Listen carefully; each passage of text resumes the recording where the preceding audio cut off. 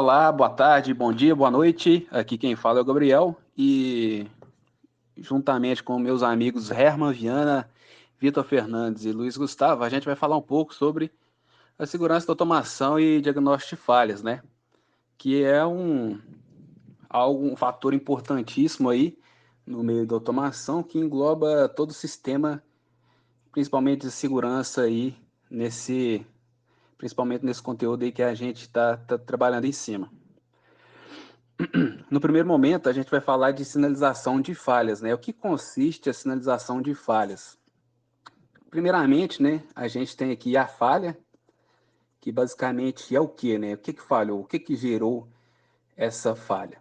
E acima dessa falha, a gente começa a tomar toda uma ação perante aquilo que, basicamente, em modo geral, o operador que vai tomar aquela primeira instância ali, tomar as primeiras providências, né, no nosso processo.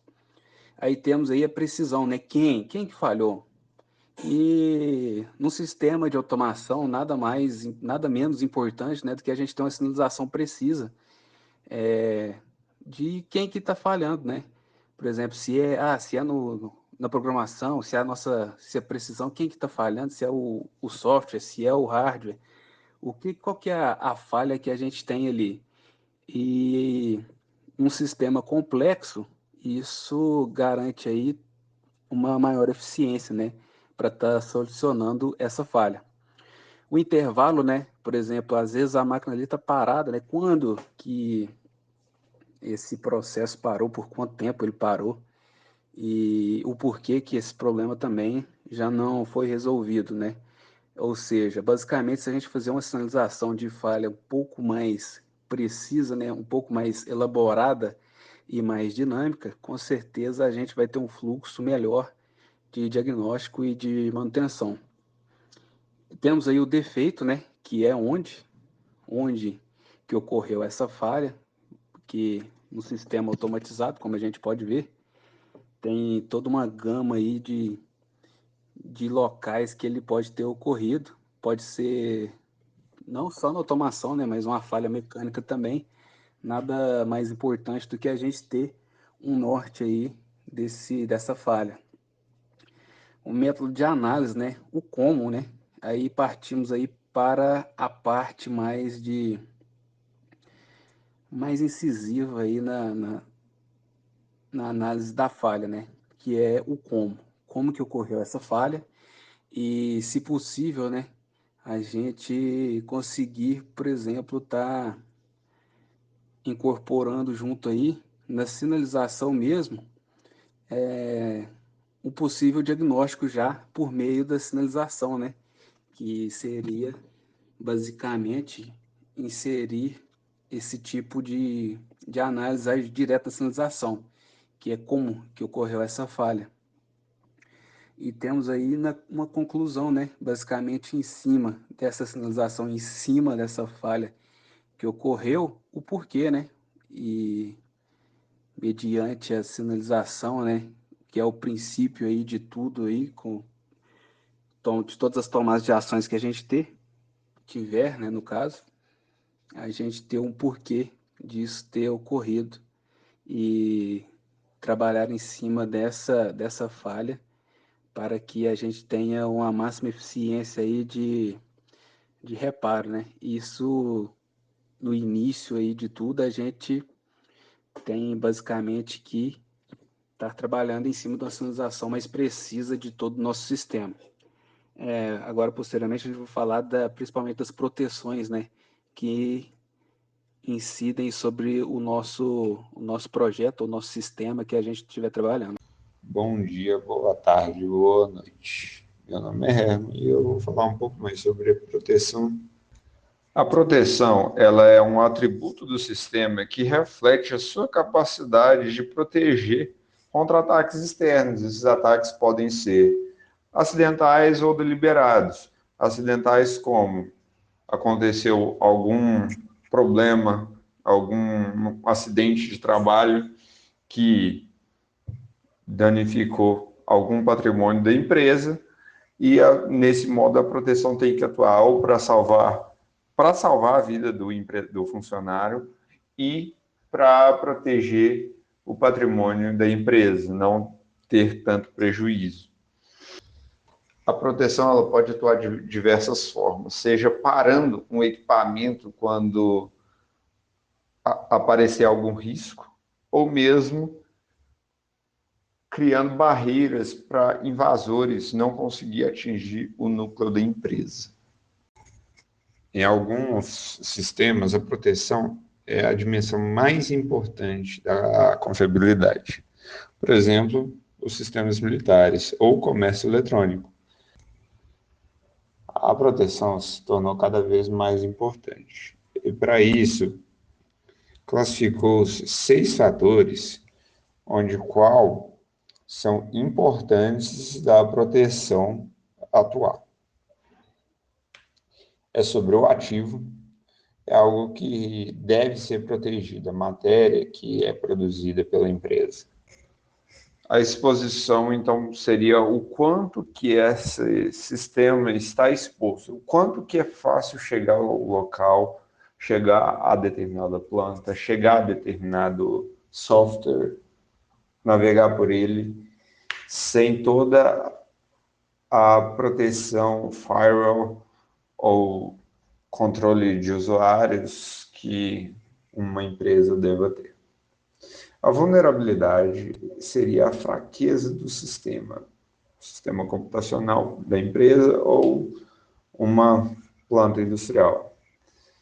Mas isso geralmente está relacionado mais a sistemas, softwares das empresas, semelhante aos supervisórios ou ao ERP, coisas que possam danificar muito os dados da empresa.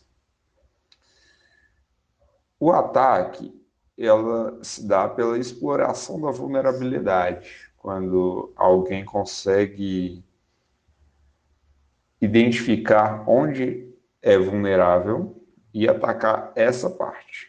Esse seria a função dos hackers. E hoje as empresas têm contratado pessoas para encontrar essa vulnerabilidade ou do sistema ou de algum outro local.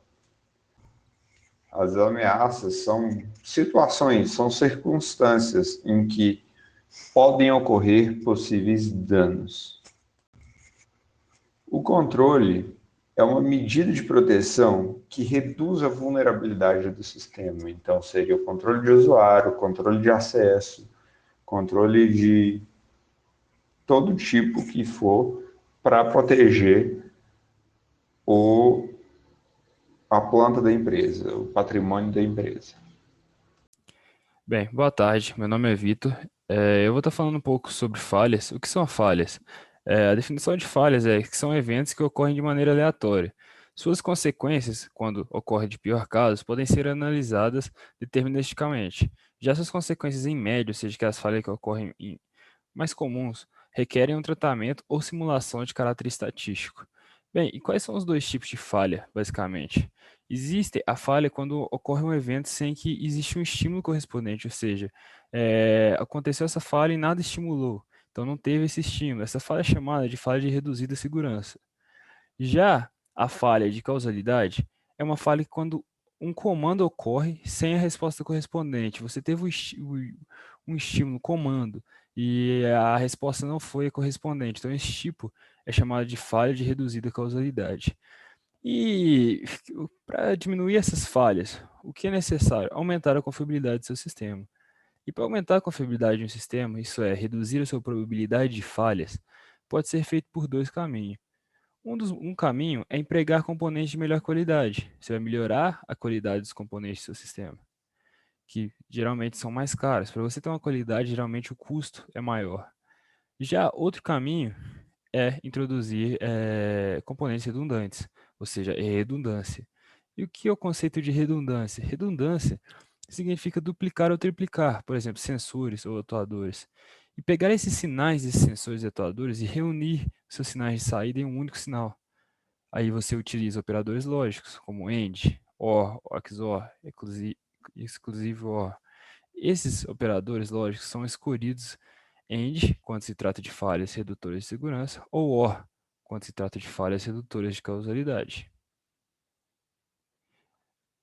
Bem, então, ou seja, quando a redundância contra falhas de reduzida causalidade, isso é, por exemplo, no caso de sensores, transições são disparadas sem as devidas habilitações e a favor de segurança confirmar a presença de estímulo nos dois canais.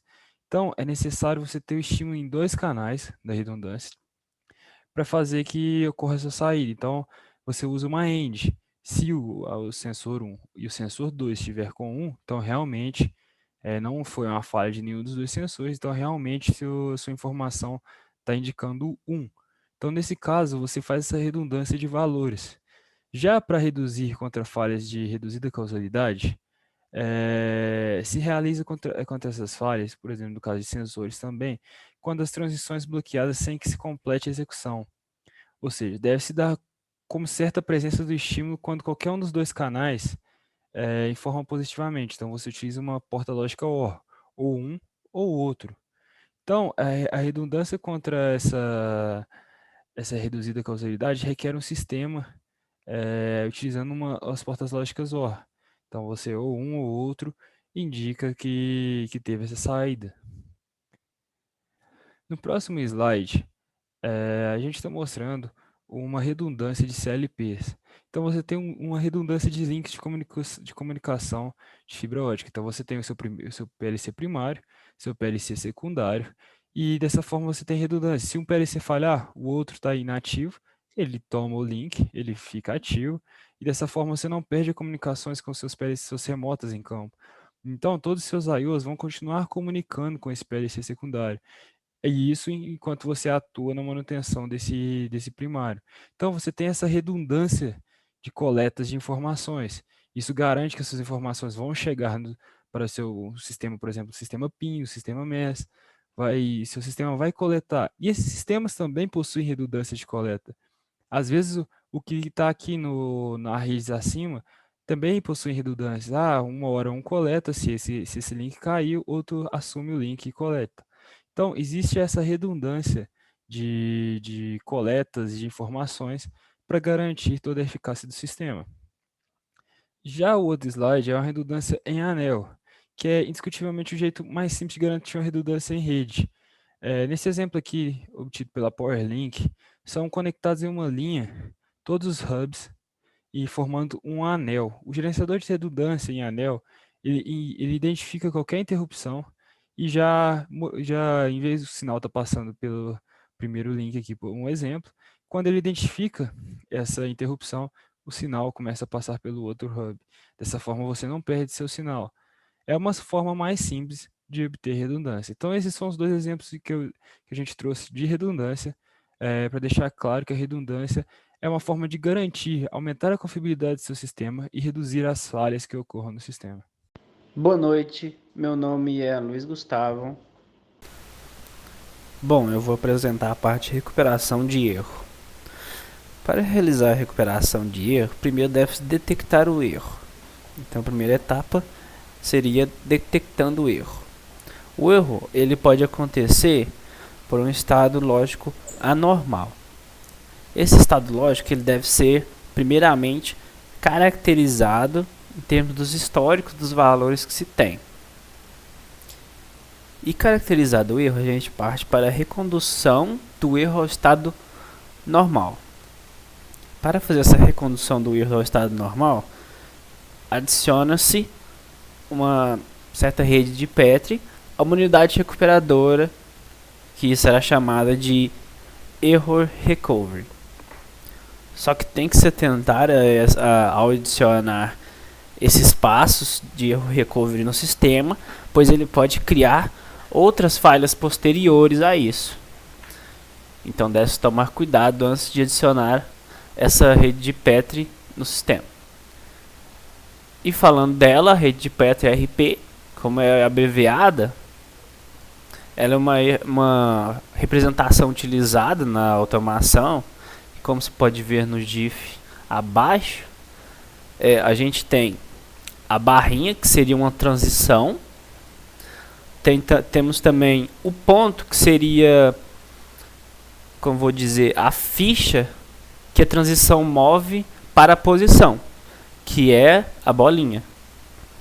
Então, ele funciona nesse fluxo. E é dessa maneira que eu irei explicar os próximos 3 métodos de como fazer a recondução do erro ao estado normal em um processo.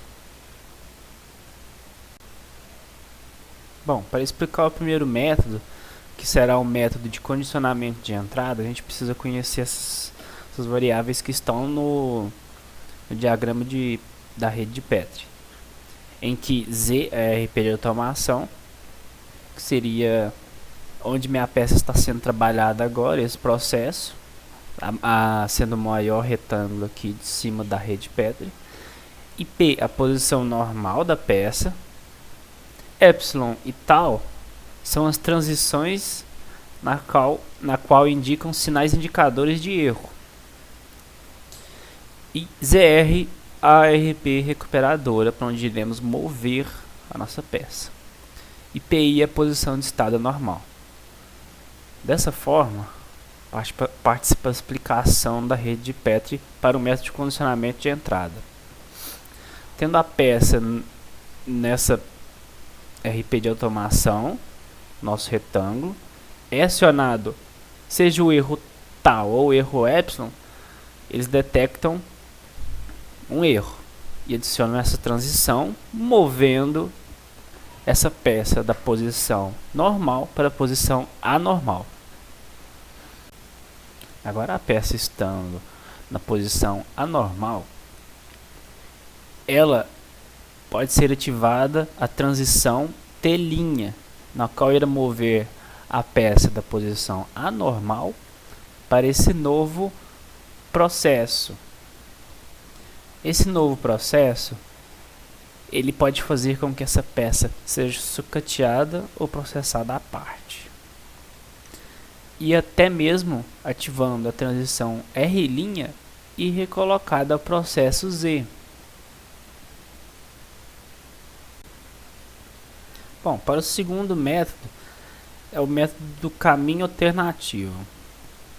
Esse método, se essa peça, que seria esse pontinho, a nossa primeira ficha, nessa linha de produção Q, nesse processo Q, se epsilon ou tal detectar esse erro, ativa-se essa transição T', que conduz essa peça a um processo ZR.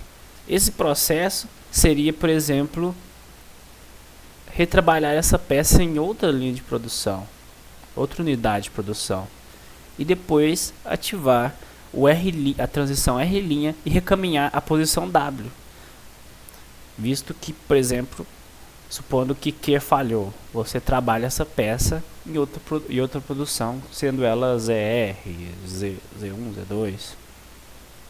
Bom, para o terceiro método, que é o método da recuperação para trás, a peça, de certa forma, ela já passou pelo aquele processo Q e foi detectada a falha após esse processo Q. E detectada a falha, seja pelos indicadores de erro epsilon ou tal, ativa essa transição T', assim como foi ativado nos outros métodos, e traz para ela ser, vamos dizer, recondicionada, repetida no mesmo processo, sendo ele ZR, e ativando R' e recolocando no início do processo, ou seja, repetir essa peça do mesmo processo.